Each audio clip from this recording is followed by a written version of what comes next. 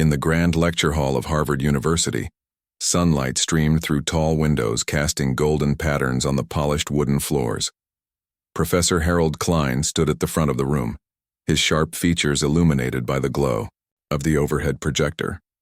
He was a man known for his brilliance, his confidence, and his unshakable belief in the rules of logic.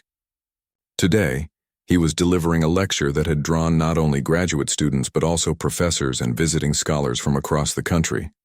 The topic: a mathematical paradox so complex that it had baffled experts for decades. Professor Klein's voice carried authority as he spoke, his tone steady and commanding. He scribbled equations on the chalkboard with practiced ease, each symbol flowing seamlessly into the next. To most people in the room, the equations looked like an indecipherable maze of numbers and letters. But to those who understood mathematics, they represented something extraordinary, a puzzle that defied all known solutions. Klein paused after writing the final equation, turning to face his audience with a confident smile. "This," he said, tapping the board with his chalk, "is what I call the ultimate paradox. Many have tried to solve it, but none have succeeded. In fact, I'll go so far as to say it's impossible." His words hung in the air, met with a mix of admiration and skepticism from the crowd. Impossible? That was a bold claim, even for someone of Klein's stature. He scanned the room, his eyes landing briefly on each face. Some nodded in agreement, while others furrowed their brows, clearly unconvinced. Klein relished these moments, the challenge of proving himself right. "If anyone here can solve this problem," he continued, his voice rising slightly, "I will personally admit that I was wrong. But let me warn you, it won't be easy." The room fell silent. No one moved. It wasn't surprising. The people in attendance were some of the brightest minds in academia, yet even they seemed intimidated by the complexity of the task. Klein chuckled softly, clearly enjoying the tension he had created. "Well then," he said, folding his arms across his chest, "it seems my point is made." But just as Klein was about to turn back to the board, a small hand shot up in the back row. At first, no one noticed. The gesture was subtle, almost hesitant. Then, a murmur rippled through the crowd as people turned to see who had dared to challenge the great Professor Klein. Sitting there, wide-eyed and clutching a notebook, was a boy no older than 9. His name was Ethan Carter, and he was clearly out of place in this room full of adults.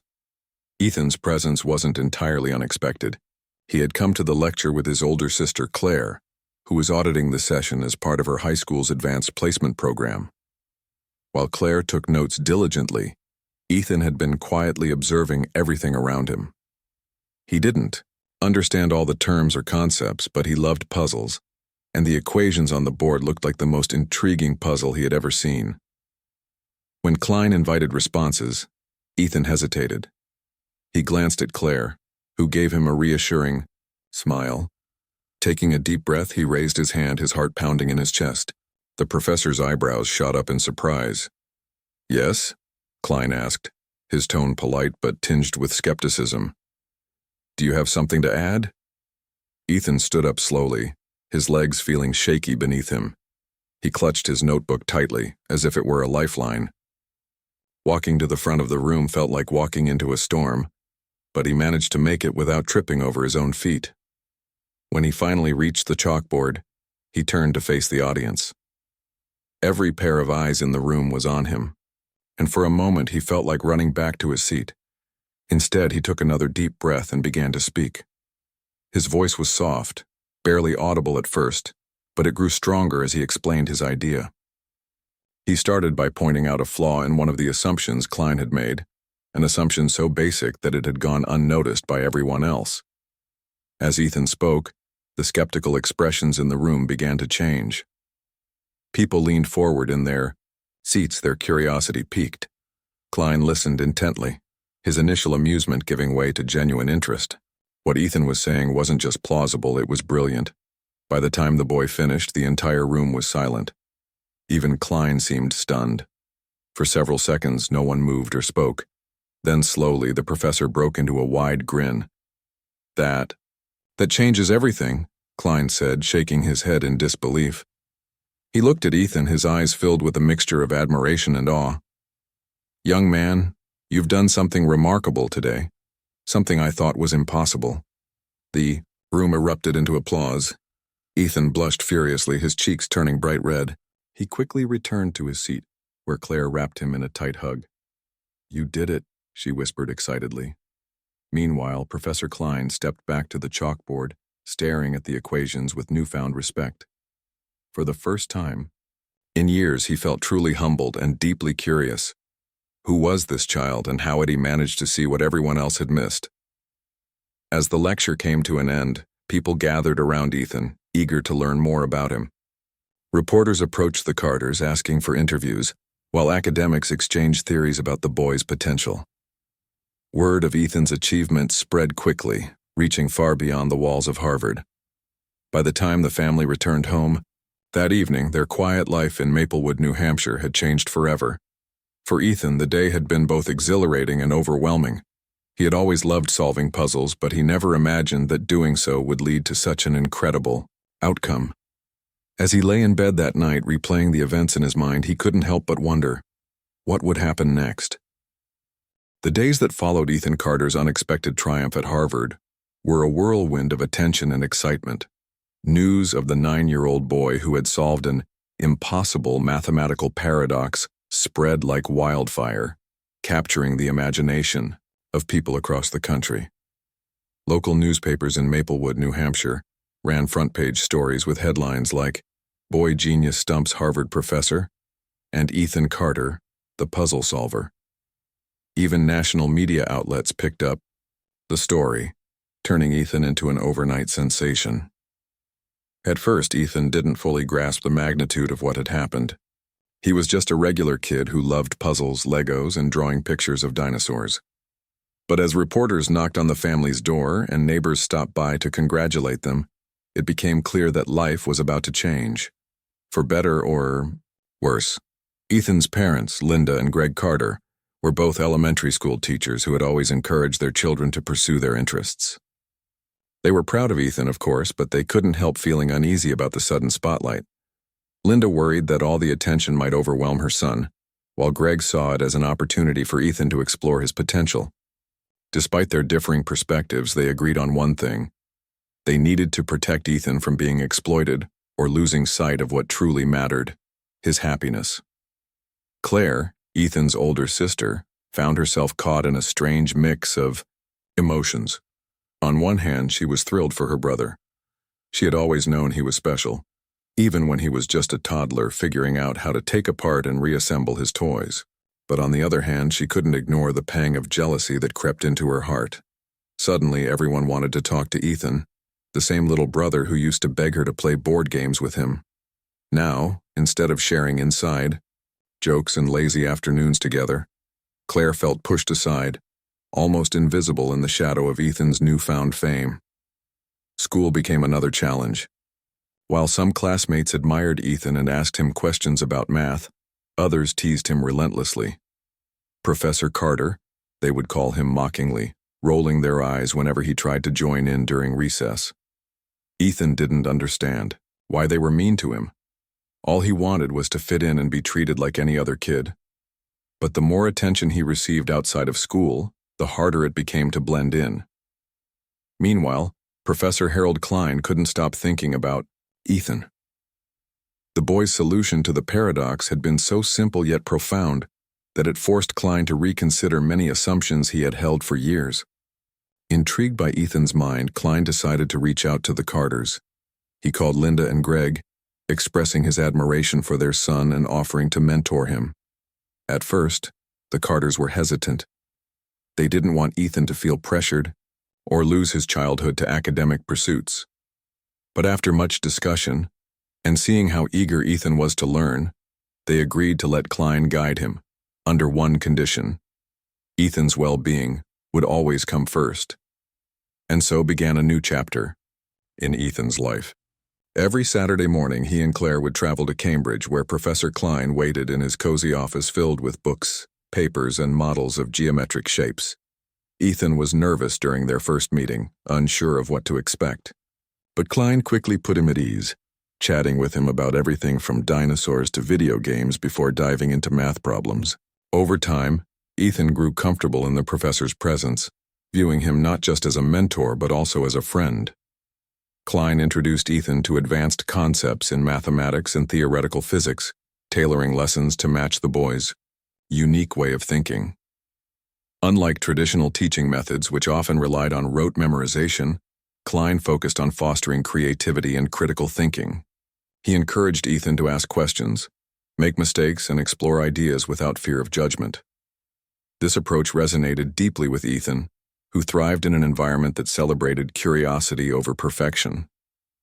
One Saturday, Klein presented Ethan with a particularly challenging problem involving multidimensional geometry. Most adults would have struggled to wrap their heads around it, but Ethan dove in with enthusiasm. For hours he scribbled notes, drew diagrams, and tested different approaches. Just when Klein thought the boy might give up, Ethan looked up with a triumphant grin. "I think I got it," he exclaimed, rushing to explain his solution. Klein listened intently, nodding as Ethan walked him through each step. Once again, the boy's logic was flawless, his reasoning elegant.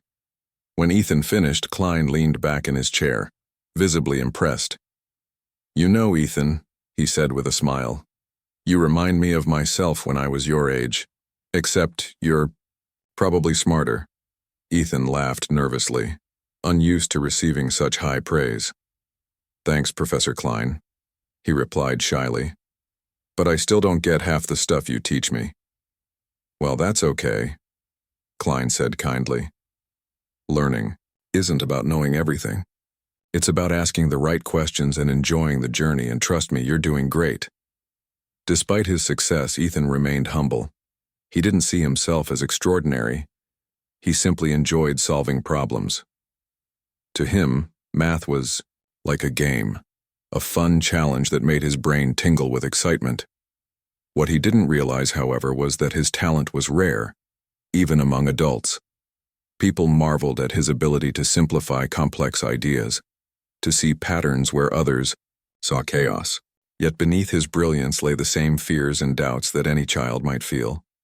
As weeks turned into months, Ethan's confidence grew, but so did the demands on his time. In addition to his sessions with Klein, he was invited to speak at conferences, participate in science fairs, and collaborate on research projects. Each opportunity brought new challenges and rewards, but also added pressure.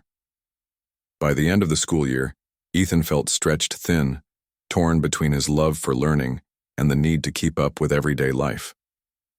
One evening, after a long day of interviews and meetings, Ethan sat alone in his room, staring at a blank sheet of paper.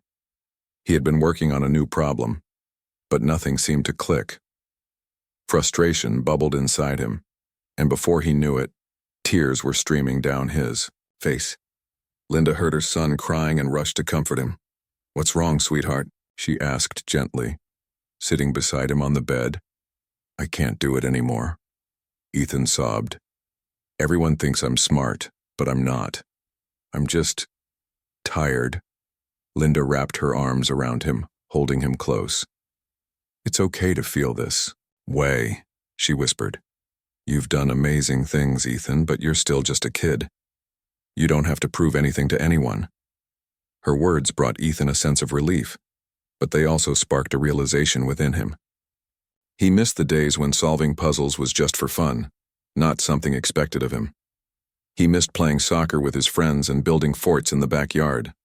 Most of all, he missed feeling like himself, not a boy genius, but simply Ethan. When Professor Klein visited the Carters the following week, he noticed the change in Ethan immediately. The spark in the boy's eyes had dimmed, replaced by a quiet weariness. After speaking privately with Linda and Greg, Klein understood the toll that fame and expectations had taken on the young boy. Together, they decided to scale back Ethan's schedule, giving him space to rediscover the joy of learning without the weight of constant achievement. For several weeks, Ethan stepped away from advanced math entirely. Instead, he spent his days outdoors, reconnecting with the simple pleasures of childhood. He played tag with neighborhood kids, climbed trees, and sketched pictures of birds and clouds. Slowly but surely, the spark returned, not because of external pressures, but because Ethan remembered why he loved solving puzzles in the first place. Though his journey was far from over, Ethan had learned an important lesson. True brilliance wasn't about living up to others' expectations. It was about staying curious, embracing mistakes, and finding joy in the process. And as he stood on the cusp of adolescence, ready to face whatever challenges lay ahead, Ethan knew one thing for certain. He was exactly where he was meant to be. As the weeks passed, Ethan Carter settled into a new rhythm. The break from advanced math and constant public attention gave him the breathing room he desperately needed. For the first time in months, he felt like a regular kid again. He spent his afternoons playing soccer with friends, building elaborate Lego cities, and sketching pictures of animals in his notebook. These simple activities brought him immense joy, reminding him of the things he loved before fame had entered his life. But Ethan's love for puzzles never truly faded. One rainy Saturday afternoon, while flipping through an old science magazine, he stumbled upon an article about robotics. It described how engineers used math and programming to create machines that could think and move on their own. Intrigued, Ethan tore out the page and showed it to his dad, Greg.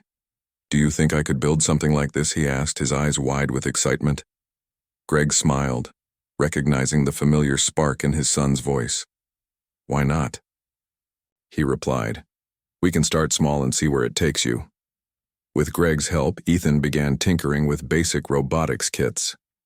At first, his creations were simple: a tiny car that moved forward, or a robotic arm that could pick up objects. But as he grew more comfortable, Ethan started experimenting with more complex designs. He combined what he had learned from Professor Klein with his newfound passion for engineering, creating robots that could solve mazes or respond to voice commands. Each project was a new challenge, and Ethan relished every step of the process. Word of Ethan's latest hobby eventually reached Professor Klein, who was delighted to hear about the boy's renewed enthusiasm. When Ethan returned to Harvard for his next session with the professor, Klein greeted him with a warm smile. "I've been hearing about your robots," he said. "Care to show me what you've been working on?" Ethan beamed with pride as he pulled out his latest invention, a small robot designed to sort colored blocks. Klein watched intently as the machine whirred to life, its sensors detecting each block and placing it in the correct pile. "Impressive," Klein said, nodding approvingly. "You're combining logic, creativity, and problem-solving. That's exactly what makes great scientists and inventors." Encouraged by Klein's praise, Ethan decided to join a local science club. The group met every Wednesday at the community center, where kids worked together on projects ranging from coding, apps to designing solar-powered cars. For Ethan, it was a refreshing change. Instead of being the center of attention, he was just another member of the team, someone who contributed ideas and helped solve problems alongside others. One of Ethan's favorite projects involved building a weather station. The goal was to create a device that could measure temperature, humidity, and wind speed, then send the data to a smartphone app. Working with 3 other kids, Ethan took charge of the programming side, writing code that allowed the sensors to communicate with the app. It wasn't easy. There were plenty of bugs and setbacks along the way. But every time they hit a roadblock, Ethan reminded himself of what Professor Klein had taught him. Mistakes were part of the learning process. When the weather station was finally complete, the team celebrated with pizza and soda. As they laughed and joked, Ethan realized how much he enjoyed collaborating with others. Solving puzzles on his own had always been fun, but working as part of a team added a whole new dimension to the experience. For the first time, he understood why Claire often talked about her friends being her biggest support system. Despite his growing confidence, Ethan still faced challenges. Some days he struggled with self-doubt, wondering if he'd ever live up to the expectations people had of him. Other times he worried about balancing his interests with schoolwork and family responsibilities. But whenever these thoughts crept in, he reminded himself of what his mom had told him. You don't have to be perfect. Just do your best and enjoy the ride. Claire, too, noticed a change in her little brother. Gone was the shy, overwhelmed boy who had once struggled to fit in. In his place was a confident, curious young boy who approached life with a sense of wonder. Though she occasionally teased him about his mad scientist experiments, Claire couldn't help but feel proud of how far he'd come. Their bond grew stronger as they spent more time together, whether it was helping Ethan debug his latest robot or simply watching movies on lazy Sunday afternoons. As the months went by, Ethan's reputation continued to grow, but in a quieter, more meaningful way. Teachers at his school began incorporating hands-on projects into their lessons, inspired by Ethan's example. Neighbors stopped by to ask for advice on science fair entries, and even strangers reached out via email, seeking tips on how to nurture their own children's curiosity. Ethan handled these requests with humility, always emphasizing the importance of patience, persistence, and teamwork. Professor Klein remained a constant presence in Ethan's life, offering guidance and encouragement whenever needed. But he also made sure to give Ethan space to explore his interests independently. The best discoveries, Klein often said, come when you follow your own path. This philosophy resonated deeply with Ethan, who had learned firsthand the value of staying true to himself. One crisp autumn morning, as Ethan prepared for another meeting with Klein, he found himself reflecting on everything that had happened since that fateful day at Harvard.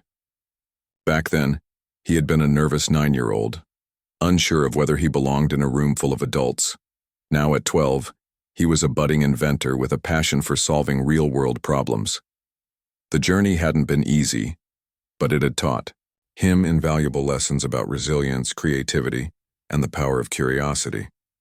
When Ethan arrived at Klein's office, the professor greeted him with a knowing smile. "Ready for today's challenge?" he asked, handing Ethan a sheet of paper covered in equations. Ethan glanced at the page, his brow furrowing slightly. The problem looked tricky, but he wasn't intimidated. "I'll give it a shot," he said confidently. Klein chuckled. "That's the spirit. Remember, there's no rush. Take your time and enjoy the process." As Ethan sat down to work, he felt a familiar thrill, the same excitement he had felt as a child solving puzzles for fun. No matter where life took him, he knew one thing for certain. He would always be a puzzle solver at heart. And that, he realized, was enough.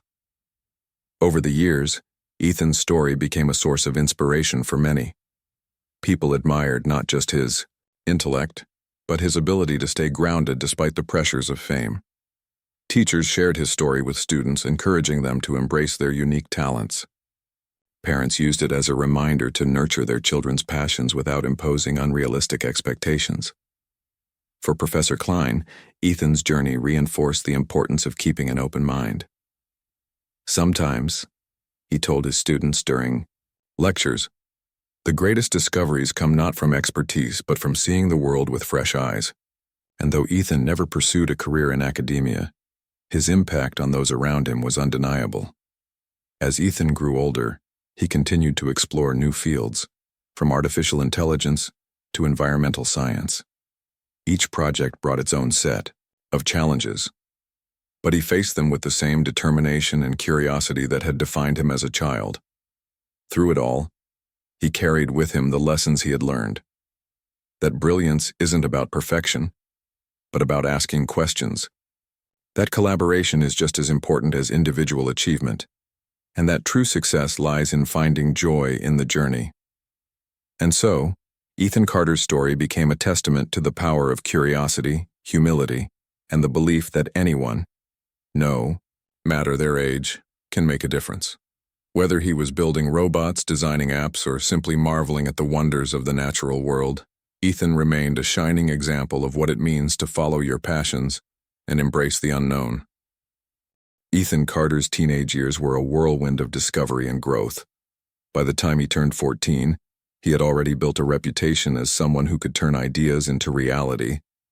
His robotics projects had won awards at regional science fairs, and his weather station invention was being used by a local environmental group to track climate patterns. But what set Ethan apart wasn't just his talent, it was his ability to inspire others. Whether he was explaining complex concepts in simple terms or helping classmates debug their coding projects, Ethan had a knack for making people feel capable and valued. Still, life wasn't without its challenges. Balancing schoolwork, extracurricular activities, and his passion for inventing required careful planning. Some days, Ethan felt like he was juggling too many responsibilities. There were moments when he doubted himself, wondering if he was spreading himself too thin. But whenever these thoughts surfaced, he reminded himself of something Professor Klein had once said. Progress isn't about doing everything perfectly. It's about moving forward, one step at a time. One of the biggest changes during this period was Ethan's relationship with Claire. As they grew older, the sibling rivalry that had occasionally flared up between them gave way to a deeper bond. Claire, now in college studying environmental science, often called home to check in on Ethan. During one such call, she shared an idea that would change the course of his life. "I've been working on a project with my professor," Claire explained excitedly over the phone. "We're trying to design a low-cost water filtration system for communities without access to clean drinking water. I thought maybe you could help us figure out how to make it more efficient." Ethan listened intently, his mind racing with possibilities. He had always been interested in using technology to solve real-world problems, but this was different. This wasn't just about building something cool, it was about making a tangible difference in people's lives. "I'd love to help," he replied, his voice filled with determination. Over the next few weeks, Ethan threw himself into the project. He spent hours researching existing filtration systems, analyzing their strengths and weaknesses.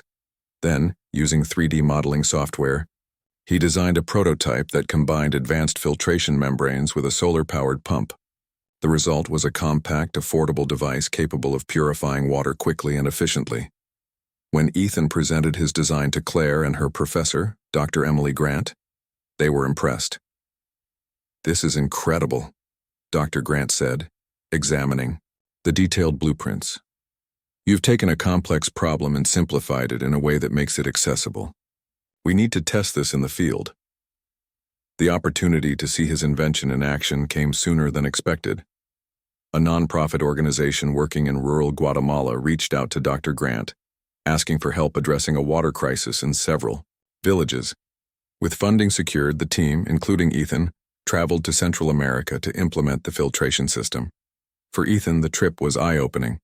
He had read about global issues in textbooks and online articles, but seeing the harsh realities firsthand left a lasting impression. In one village, he met a young girl named Maria, whose daily chore was walking miles to fetch water from a contaminated stream.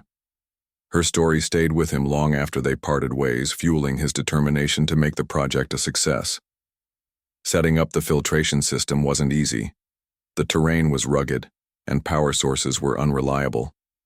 But Ethan worked tirelessly alongside the team, troubleshooting problems and adapting the design to meet the community's needs.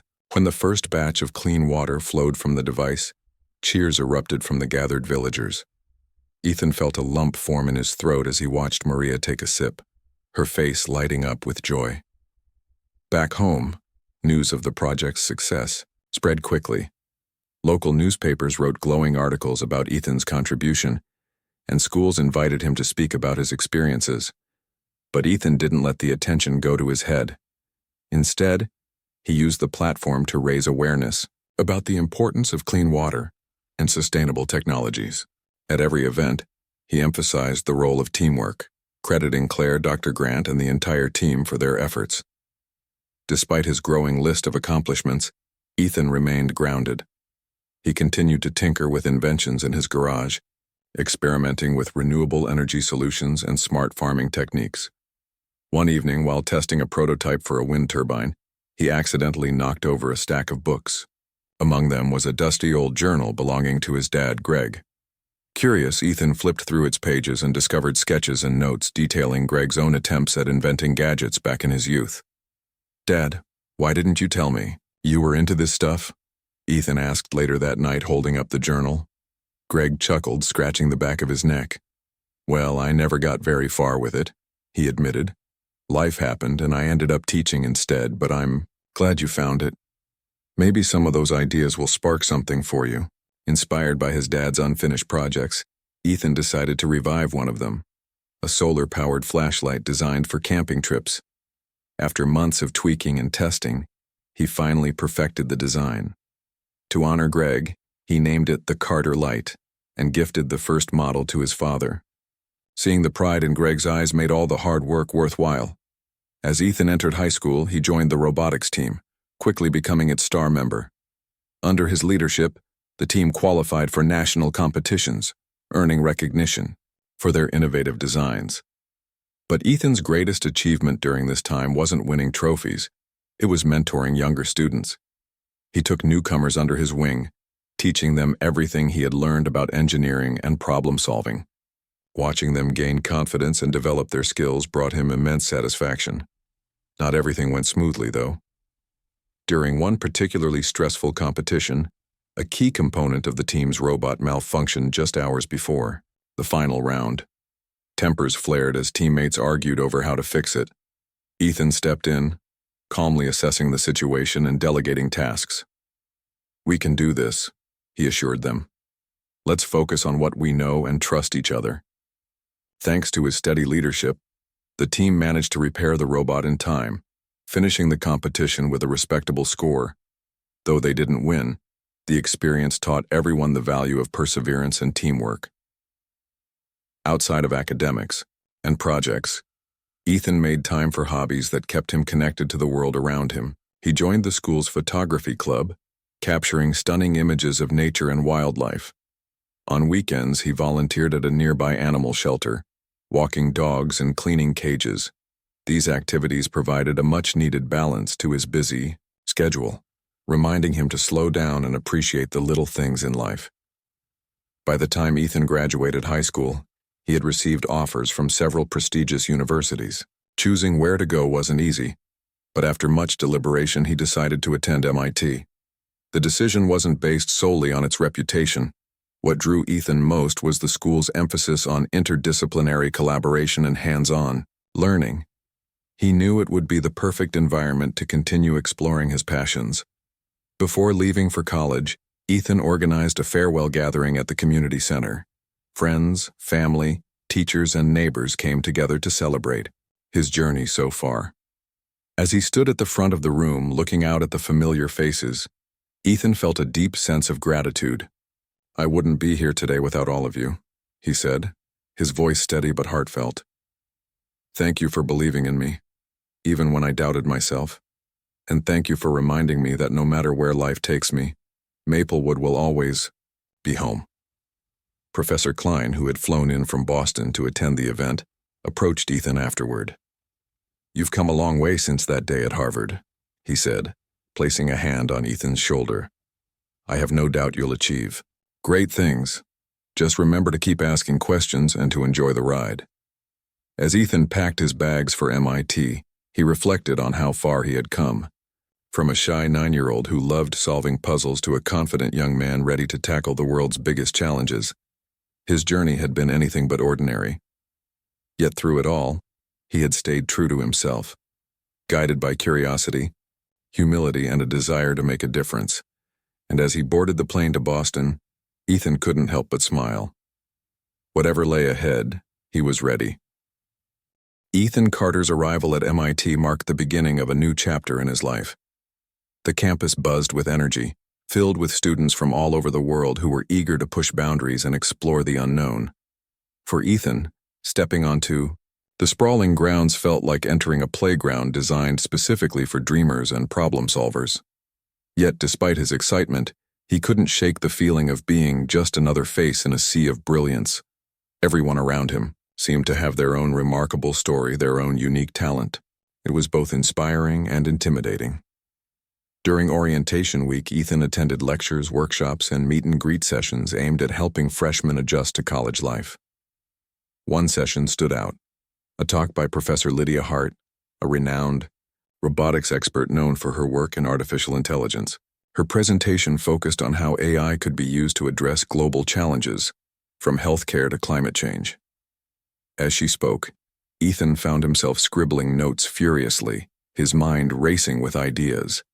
When the Q&A portion began, he raised, his hand hesitantly unsure if his question would sound too naive. "Professor Hart," Ethan began, his voice steady despite his nerves. "Do you think we can use AI not just to solve big problems but also to empower everyday people? Like giving them tools to create solutions themselves?" Professor Hart paused, clearly intrigued by the question. "That's an excellent point," she replied with a smile. "Technology shouldn't only exist in labs or corporate offices. It should be accessible to everyone, and that's exactly what I hope my research will achieve." After the session, Ethan introduced himself to Professor Hart, explaining his background and interests. To his surprise, she invited him to join her lab as a research assistant. "You strike me as someone with fresh ideas," she said. "I'd love to see what you can contribute." Ethan left the room floating on air, thrilled by the opportunity, but also aware of the responsibility it carried. Balancing coursework, lab duties, and personal projects proved challenging, especially during his first semester. There were late nights spent debugging code, early mornings reviewing lecture notes, and weekends experimenting with prototypes. At times, Ethan wondered if he was biting off more than he could chew. But whenever doubt crept in, he reminded himself why he was there, to make a difference no matter how small. One of Ethan's first assignments in Professor Hart's lab involved developing an algorithm to optimize resource allocation for disaster relief efforts. The goal was to ensure aid reached affected areas faster and more efficiently. Working alongside graduate students, Ethan contributed by designing a user-friendly interface that allowed non-experts to input data and generate recommendations. Though the project required countless revisions, the final product earned praise from the team, and even caught the attention of a humanitarian organization looking to implement similar systems. Outside of academics, Ethan immersed himself in campus life. He joined the Robotics Club, where he helped mentor younger students and participated in hackathons, collaborating with peers on innovative projects. One particularly memorable event challenged teams to design a low-cost device that could detect air pollution levels in urban environments. Ethan's team came up with a compact sensor powered by machine learning algorithms. Their invention won second place, earning them funding to refine the prototype further. Despite his growing success, Ethan made a conscious effort to stay connected to his roots. He called home regularly, sharing updates with his parents and Claire. Linda and Greg listened proudly as Ethan described his classes, his research, and the friends he had made. "It sounds like you're doing amazing things," Linda said during one call. "But don't forget to take care of yourself, okay? We're always here if you need us." Claire, now working as an environmental consultant, often shared insights from her fieldwork, sparking lively discussions about sustainability and technology. "You know," she joked one evening, "if you ever invent something that cleans oceans or stops deforestation, I'll personally nominate you for a Nobel Prize." As Ethan settled into his routine, he began to notice subtle changes within himself. The shy, uncertain boy who had once doubted his place among adults was slowly transforming into a confident young man unafraid to tackle complex issues. He still faced setbacks, failed experiments, rejected proposals, but each obstacle taught him resilience and adaptability. More importantly, he learned to embrace failure as part of the process rather than something to fear. A pivotal moment came during his sophomore year, when Professor Hart assigned Ethan to lead a team tasked with creating a robotic system for precision agriculture. The idea was to develop drones equipped with sensors that could monitor crop health and suggest interventions to farmers. Ethan threw himself into the project, coordinating with teammates, consulting experts, and conducting field tests. Despite initial hiccups, the drone struggled to navigate uneven terrain and the software occasionally crashed. The team persevered. When the prototype was finally ready, Ethan traveled to a farm in rural Massachusetts to test it under real-world conditions. Standing in the middle of a sun-drenched field, watching the drone glide effortlessly above rows of crops, Ethan felt a surge of pride.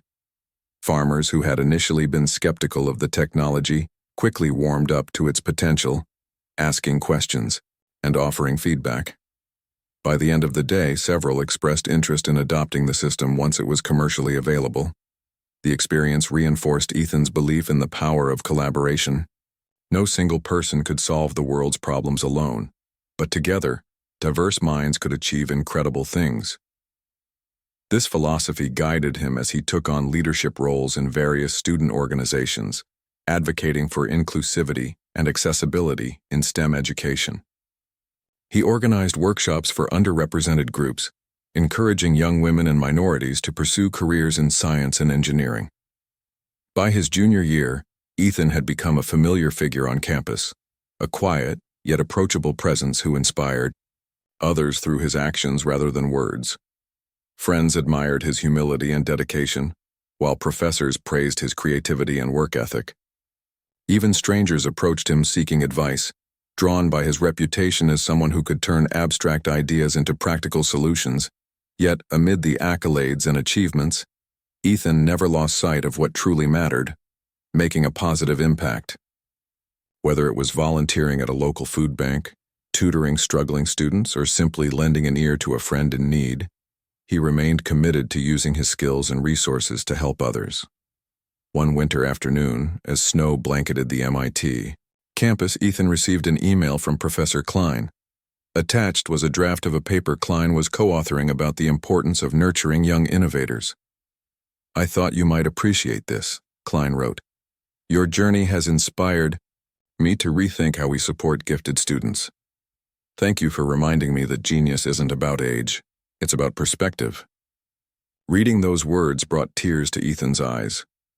He realized then that his influence extended far beyond his immediate circle. His story had touched lives, sparked conversations, and perhaps even paved the way for future generations of thinkers and creators. As graduation approached, Ethan reflected on his time at MIT. He had entered as a wide-eyed teenager, eager to learn, and grown into a confident individual, ready to take on the world. Along the way, he had discovered that true success wasn't measured by awards or recognition, but by the meaningful connections forged and the lives touched. On the eve of commencement, Ethan stood on the rooftop of his dormitory, gazing at the Boston skyline bathed in golden light. Behind him, friends laughed and chatted, celebrating the end of an era. But Ethan's thoughts drifted to the future, the possibilities waiting to unfold, the challenges yet to be faced, and the dreams still to be realized. "No matter where I go next," he whispered to himself, "I'll carry this with me." He tapped his chest lightly, feeling the weight of everything he had learned and experienced. Then, turning back to join his friends, he smiled. Whatever lay ahead, he was ready. Ethan Carter's graduation day from MIT arrived on a crisp spring morning, the kind where the air felt fresh and full of promise. The campus buzzed with excitement as students in caps and gowns gathered under a large white tent set up on the quad. Families beamed with pride, snapping photos and exchanging hugs. For Ethan, the moment was bittersweet.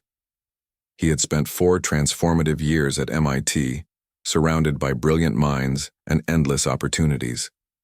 Now, standing on the cusp of adulthood, he couldn't help but feel both exhilarated and uncertain about what lay ahead. As his name was called during the ceremony, Ethan walked across the stage to receive his diploma. The applause was polite but warm, and he caught sight of his parents, Linda and Greg, waving enthusiastically from the audience.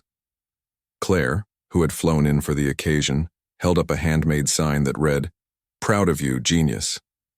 Ethan grinned, shaking hands with the dean before returning to his seat. It was surreal to think that this chapter of his life, the one that had begun with wide-eyed curiosity, was now coming to an end. After the ceremony, Ethan joined his family for lunch at a nearby cafe. Over sandwiches and lemonade, they reminisced about his journey, the day he solved the Harvard paradox, his first robotics project, and the countless late nights spent studying or tinkering in the garage. Linda dabbed at her eyes with a napkin, overwhelmed with emotion. "I can't believe how far you've come," she said softly. "You were always special, Ethan, but you've grown into someone truly remarkable." Greg nodded, adding, "And remember, no matter what happens next, we're proud of you, not because of your achievements, but because of the person you are." Claire chimed in, teasing him gently. Yeah, just don't let all this success go to your head. We still expect you to clean your room when you visit home. The light-hearted banter eased some of Ethan's nerves, reminding him that no matter how much his life changed, his family would always be his anchor. But as the afternoon wore on, reality began to sink in. Graduation wasn't just a celebration, it was a transition, a step into the unknown. In the weeks that followed, Ethan faced a whirlwind of decisions. Job offers poured in from tech companies, research institutions, and startups eager to hire him. Some promised lucrative salaries and cutting-edge projects, while others emphasized social impact and innovation. Each option seemed exciting yet daunting. How could he choose? Every path carried its own risks and rewards, and the weight of making the right decision felt overwhelming. One evening, as he sat alone in his apartment scrolling through emails and brochures, Ethan decided to take a break. He grabbed his camera and headed outside, wandering aimlessly through the streets of Cambridge. Photography had always been his escape, a way to slow down and appreciate the beauty in ordinary moments. As he snapped pictures of street musicians, colorful murals, and bustling cafes, he found himself reflecting on what truly mattered to him. It wasn't money or prestige that drove him. It never had been. What fueled his passion was the desire to solve problems that made a difference in people's lives. Whether it was designing water filtration systems for rural communities or creating tools to empower everyday individuals, Ethan wanted his work to have purpose. With this clarity in mind, he narrowed his choices to two options: joining a nonprofit focused on sustainable technology or pursuing graduate studies to deepen his expertise. Ultimately, Ethan chose the latter. He applied to Stanford University's graduate program in engineering, hoping to specialize in renewable energy solutions. The decision wasn't easy. He knew it meant delaying his entry into the workforce, but he believed that further education would equip him with the skills needed to tackle bigger challenges. When he received his acceptance letter, he felt a mix of relief and anticipation. This was the next step in his journey, and he was ready to embrace it. Moving to California marked another significant shift. The West Coast was vastly different from New England, with its sunny skies, laid-back vibe, and sprawling landscapes. At Stanford, Ethan quickly immersed himself in his studies, collaborating with professors and peers on groundbreaking research. One project involved developing solar panels that could adapt to varying weather conditions, maximizing efficiency even in cloudy climates. Another focused on creating affordable wind turbines designed for small-scale use in remote areas. Beyond academics, Ethan continued to advocate for accessibility in STEM education. He volunteered with local schools, teaching kids about robotics and coding. He also launched a mentorship program connecting undergraduate students with industry professionals, ensuring young innovators had guidance and support. These efforts earned him recognition within the university community, but Ethan remained humble, crediting his mentors and teammates for their contributions. During his second year at Stanford, Ethan received an unexpected invitation. A global conference on sustainability and innovation had heard about his work and wanted him to deliver a keynote speech. The idea terrified him. Public speaking had never been his strong suit, but he accepted the challenge, viewing it as an opportunity to share his vision with a wider audience. Standing on stage before hundreds of attendees, Ethan took a deep breath and began. "When I was 9 years old," he started, his voice steady despite the butterflies in his stomach, "I solved a math problem that many thought was impossible. People called me a genius, but the truth is, I'm not extraordinary. What sets me apart isn't talent or intelligence, it's curiosity. It's the belief that every problem has a solution if we're willing to ask questions and keep trying." He went on to discuss the importance of collaboration, inclusivity, and perseverance, weaving personal anecdotes with practical advice.